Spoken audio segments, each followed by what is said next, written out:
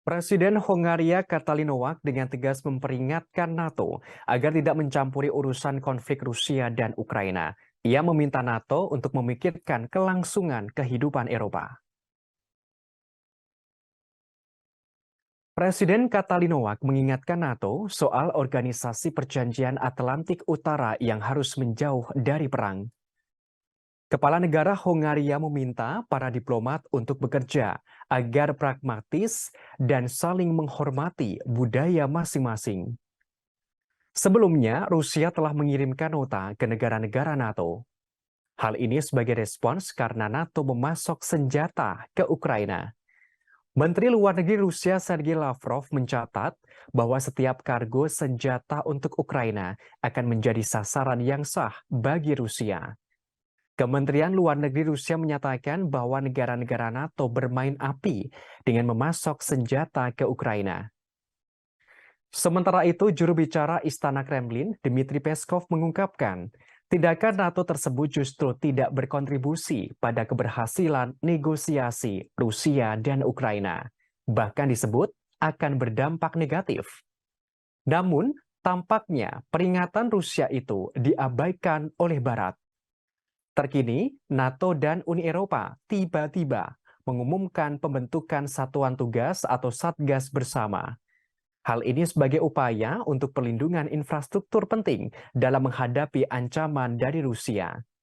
Pembentukan satgas bersama itu disampaikan kepada publik pada Rabu 11 Januari.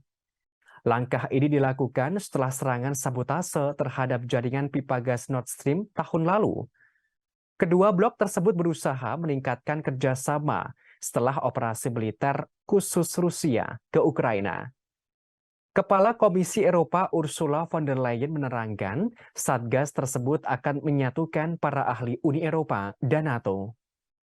Dengan begitu, Satgas akan mempelajari kerentanan infrastruktur utama. Satgas juga dapat merekomendasikan cara untuk melindungi dengan lebih baik. Sementara itu, Sekjen NATO Jens Stoltenberg mengungkapkan kedua belah pihak ingin melihat bersama ketangguhan.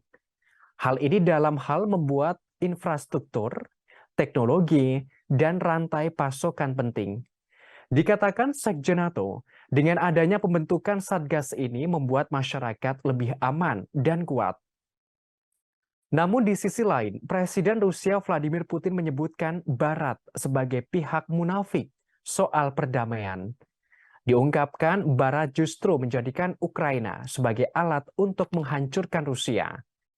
Hal ini disampaikan Presiden Putin pada Sabtu 31 Desember tengah malam atau tahun baru. Vladimir Putin menegaskan Rusia tidak akan pernah menyerah. Ia menegaskan Rusia berjuang di Ukraina untuk melindungi tanah air dan kedaulatan Moskwa. Kepala negara Rusia menjelaskan operasi militer khusus Rusia ke Ukraina untuk mengamankan kemerdekaan sejati bagi rakyat. Putin menuduh Barat berbohong kepada Rusia soal perdamaian. Ia mengatakan Barat telah memprovokasi Rusia untuk meluncurkan operasi militer khusus di Ukraina. Putin membongkar fakta bahwa Barat mendukung dan mendorong neonazi untuk melakukan terorisme terbuka terhadap warga sipil di Donbas. Ia juga mengklaim bahwa Rusia melawan Nazi di Ukraina.